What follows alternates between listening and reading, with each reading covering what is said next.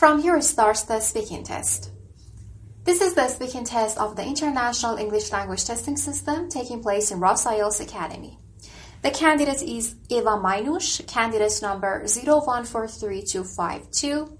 The examiner is Mehnush Hafi, examiner number 443533. Good afternoon, my name is Mehnush Hafi. Would you please tell me your full name? Good afternoon, my full name is Eva Mainush. What can I call you? Just Eva. Can I see your identification, please? Of course. Thank you. Thank you very much. You're welcome. We can now get started with the first part of the exam. In the first part, I will ask you some personal questions. First, let's talk about studying. Do you study English now? I don't study English as a foreign language or to become a teacher. However, English is part of my program because I'm in a Master of Inter-American Studies. And if you could change to another language, what would it be? That would be Spanish because, as I said, my program is in Inter-American Studies and it actually involves English and Spanish. Which one do you think is more important, research or teaching? That is a very difficult question, but because I think both are very important. However, if I had to choose one, I would probably say it's teaching, because what good is all the research we are doing if we don't teach it to other people, if we don't pass it on to the younger generation, for example. Now let's move on to talk about toys. Mm-hmm. What was your favorite toy in childhood? Oof, I'm not sure if I had like one favorite toy, but my siblings and I, we played a lot with little animal figurines we had at home, and we used to take them to all parts of the house and garden, and my parents would probably say that those were like the favorite toys of my brother, my sister and I. So should parents buy many toys for their children? I don't think it's very important that it's many. It's more important that you can get attached to these toys and that you can use them more than once and not just these disposable toys that you throw in the garbage after one use. What are the benefits of children playing toys? I would say there are several benefits because, for example, if it's a toy that you can share, children can learn how to share things and how to interact with other children, or also other adults. And also there are toys that can foster the creativity and imagination, and that's really nice if you can do it in a playful way. Now let's move on to talk about reading. Do you like reading? I love reading. My bachelor degree was in literary and cultural studies, actually, so I do read a lot and I really enjoy doing it. And do you read electric books? I have read electric books, but it's not really my cup of tea, so to say, because I really like to be able to put my hands on the books and smell them, and then after I read them, put them on the shelf and have a look at them when I walk past. And what was your favorite book as a child? That would probably be Harry Potter, and I still really like that book because it was the one book that really got me into reading, because I started reading it when we were on vacation with my family, and that was the point from when I always took a book, and my parents always found me in bed at night reading. Now let's move on to the second part of the exam. In the second part, I will give you a card with a topic, and you will have to talk about this topic for 2 minutes. Okay. But before you do so, you'll have 1 minute to think about what you're going to say, and you can make some notes to help you if you wish. Do you understand? Yes, perfect. Good. Now I'm giving you the cue card and the paper and a pen, and you should describe the time when you first talked in a foreign language. Okay. So here we go.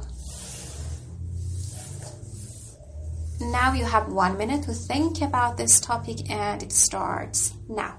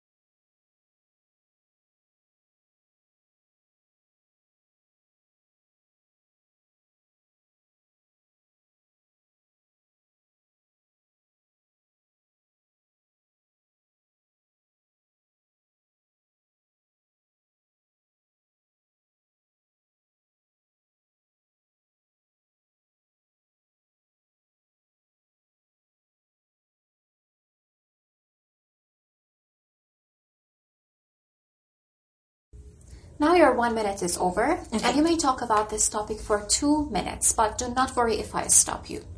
So you can start talking now. Okay, so the first time I spoke a foreign language outside the classroom, that would have been on vacation in Spain, but it was English actually, because that was, I think, in year 2 or 3. So I was still quite little, and me and my family, we wanted to visit a canyon to do a hike there, but it had limited access for tourists, so there was also a limited number of tourists you could visit every day. And that day when we went, it was already, like, they had already approached the maximum number of tourists. So my mom didn't really speak English, or she didn't want to, so my sister and I, we went and we asked to make a reservation for the following day, and we explained that it would be the 4 of us, and so the woman understood us very well, and I felt very proud of myself and my sister as well, because we were quite little still, but we felt a bit like grown-ups in this moment, and very proud also to be able to help my parents, because usually, I mean, at this age, it's the other way around, right? The parents help the children, but in this case, we were able to, well, talk to the woman at the entrance and explain what we wanted to do, and yeah, she understood us, and she also was very sweet to us, and she also said that we did very well, and that she was impressed how well we could speak English, even though we were that little.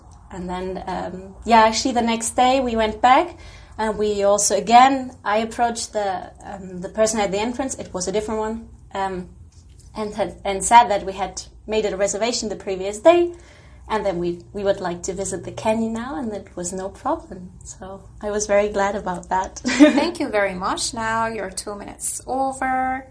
So please hand me back the papers. Yes, of course. And a pen. From hand, yes.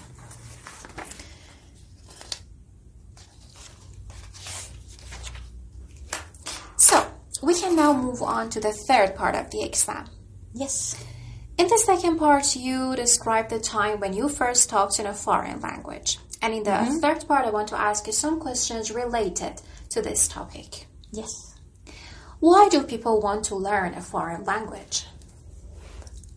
I think that depends a bit on the person, but probably the most common motivation is to be able to talk to people from other countries who have a different cultural background, who speak a different language, because I think that being able to speak a foreign language really opens doors to you, because even if you go to a different country, if you don't speak the language, people are less willing to share information with you, and if you do approach the people in their own language, they are usually very glad to help you out and to explain more. So what is the best way to learn a foreign language? Through reading, through writing, or through speaking? For me personally, it's listening and speaking, and just the kind of trial and error. But I do think that depends a lot on the person and their personality, because I think an introvert person would probably rather study at home and read and write and study maybe the grammar rather than approach a different person directly and practice their speaking skills. Now let's talk a bit about children. Is it important to teach children foreign languages when they are little? I think it can be very helpful, because if they are younger, they naturally learn easier and faster, and you can just teach them a different language in a playful way so that they get used to it from an early age. And so they do will you benefit. think that children learn a foreign language faster than adults? Yes, I do think so. However, I do also think that it depends on the motivation, because a child that learns, for example, English in school, but doesn't really want to learn it only because it's part of the curriculum, will probably not learn it faster than an adult who's really interested in learning it because they want to move abroad and need it for their job or also their studies. So at what age do you think that children should start learning a foreign language? Probably the younger the better, but I think if I had to put an age, I would say, when they enter school, because this is also when they, well, have to get used to having this routine of studying and have a schedule for the day. And how about the minority languages? Do you think that they will disappear one day? Unfortunately, I think they will disappear unless we support the use and the teaching of it. So I think there are a lot of programs actually who are which are working on this, like people who are dedicated on spreading the use of it, or also teaching it to the next generation. Mm-hmm. Thank you very much. This is the end of the speaking test. Nice. Now, yes. Now I just need 2 minutes to add up your score in different criteria, and then I will give you the feedback and your overall band score, okay? Okay. Good. Thank you. Okay, Eva, now let's see what you did. So we can get started with the first criteria. I give you the details of what you're expected to do based on that and what you did, your own performance, and then we can talk about your overall band score. Okay. So, to talk about your fluency and coherence, I can say that it was a very good performance because you were quite fluent when you were talking to me. And the very good thing is that you were speaking very naturally. You were not trying to use memorized language or remember the things that you planned to say or to talk about in different topics. It was all very natural. And other than that, you had some hesitations, but very natural hesitations, because you can pause when you don't remember the language, the vocabulary, the grammar, and that is not a good thing in your fluency and coherence. But your pauses were all content related, like you were pausing because you were thinking of the next idea. And of course, you didn't have many pauses. It was just a few pauses, natural ones. Besides, I can talk about your topic development. In part 1, you were to give me some short answers. In part 2, to cover your 2 minutes and to talk about all the bullet points. And in part 3, some longer answers. And you did so. How you explained and how you covered your ideas. You said something, then you gave me more explanations and examples to just support what you had said. So it was a really good one here. And the last thing regarding your fluency and coherence is how you used different discourse markers and connectives to just go on, like with different parts or different topics. For example, you use the word however, also, even though, rather than, so that, unless, and it was all used in the correct place, in the correct sentence. So being error-free is something that really matters in IELTS, speaking that, of course, you were error-free. And some discourse markers, so to say, actually, and other words, well. So, yes, it was really good. I really liked your fluency and coherence, talking about based on the band descriptors. And now to talk about the next criteria, your lexical resource, your vocabulary. In your lexical resource, some things matter. The first one is how you used a range of words, vocabulary. I could hear some collocations, idiomatic vocabulary, and you were just using them all very flexibly. And besides the use of boosters and fillers, you didn't give me the answer very directly and straight away. It was in a way that you just bought yourself some time to just think of what you want to say, and then you gave me the answer, and that's okay. Like you said, yeah, that's a very good question, that's an interesting question, and then you just kept talking. So how you use fillers and boosters, how you use the range of collocations, vocabulary, very flexibly, and your paraphrasing was also good. I would say one little thing that you can work on is how you paraphrase the examiner's question, because you shouldn't repeat the exact same question, and at times you were doing it.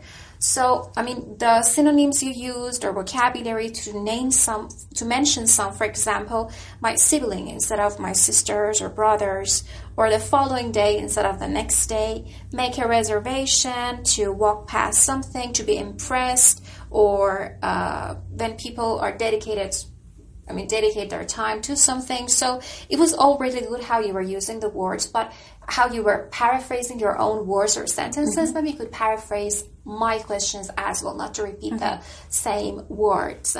that's the only thing I can talk about here in this criteria. And now your grammatical range and accuracy. What was really, what I can really mention regarding your grammatical range and accuracy is that, first of all, you were error-free, just like how you were using the connectives and structures, because it is really important to use the appropriate structures in the sentences. And you were using a range of different tenses. I used to, or the past tenses, present, future, other than the conditional sentences, relative clause, and also compound sentences, subordinate clauses. So different complex structures that you were using very naturally and flexibly. And of course, the connectives you used that I mentioned in the fluency and coherence really helped you with making these complex structures. So really great performance. And finally, your pronunciation.